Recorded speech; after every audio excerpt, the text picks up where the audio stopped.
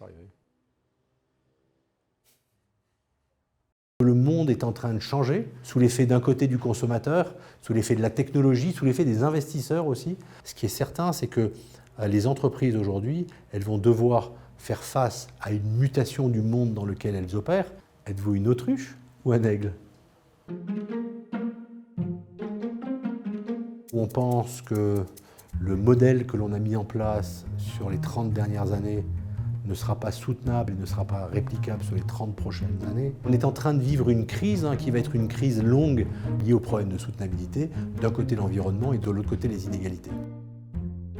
L'homme de la rue en prend conscience que les choses sont en train de devenir sérieuses. On est une banque et on parle à des investisseurs. Nous devons bien comprendre, nous, comment le monde va tourner dans les 5, 10, 15, 20 prochaines années pour pouvoir proposer les meilleurs processus d'investissement qui vont offrir des solutions aux problèmes de soutenabilité. Il y a des énormes avenues de croissance qui sont en train de s'ouvrir. Les sociétés qui ont la capacité de bien comprendre comment le monde va évoluer dans les 3, 5, 7, 10, 15, 20 prochaines années, ce seront les aigles.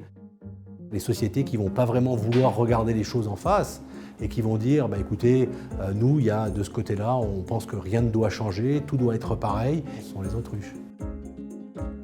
L'analyse la plus basique de l'ESG, qu'on appellerait l'ESG 1.0, c'est de prendre des critères qui sont envoyés par des fournisseurs et de regarder si les sociétés remplissent ces critères. Nous, je pense que petit à petit, on est passé à l'ESG 2.0, puis à l'ESG 3.0. L'ESG 3.0 se rapprochant très très fort des problèmes de soutenabilité. Ce qu'on sait aujourd'hui, c'est qu'avec cette révolution de la soutenabilité, qu'on veut avoir, c'est une compagnie qui a de bonnes pratiques d'entreprise qui vont lui permettre de bien comprendre comment est-ce que le monde dans lequel elle évolue est en train de changer et comment est-ce qu'elle peut en profiter au maximum. Laissez-moi ici vous donner 2-3 exemples. La production, la consommation, puis le gaspillage donc d'objets avec une économie qui soit une économie de partage qui nous permette d'utiliser de manière beaucoup plus rationnelle les objets et les biens que l'on va produire et que l'on va consommer. Et je pense que c'est assez important, c'est que d'un côté, donc recycler tout le type de produits qu'on peut avoir, et donc certaines entreprises sont en train de se spécialiser. La deuxième chose qui est importante aussi, c'est partager dans le même temps les biens et les services ou les biens et les produits qu'on a eu la capacité de produire et de consommer.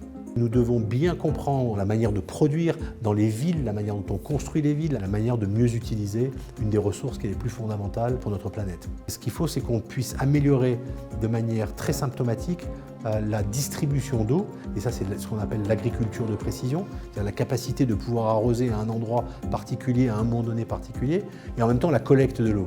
Et la collecte de l'eau pour pouvoir la redistribuer. C'est la même chose avec les villes, et c'est tout le concept des sponge cities, donc d'avoir cette capacité à venir récupérer de l'eau de pluie, pour pouvoir la réutiliser à l'intérieur des systèmes et pas qu'elle soit perdue et aller après retransformer de l'eau. Le monde va se polariser autour d'un côté des aigles et de l'autre côté des autruches, et puis il y a un groupe au milieu, et dans ce groupe au milieu, certains vont transitionner vers les aigles, et puis d'autres ne vont rien faire, ils vont plutôt être des autruches. Et évidemment, les gagnants de cette révolution, ce seront les aigles, et puis les perdants, ce sont les autruches.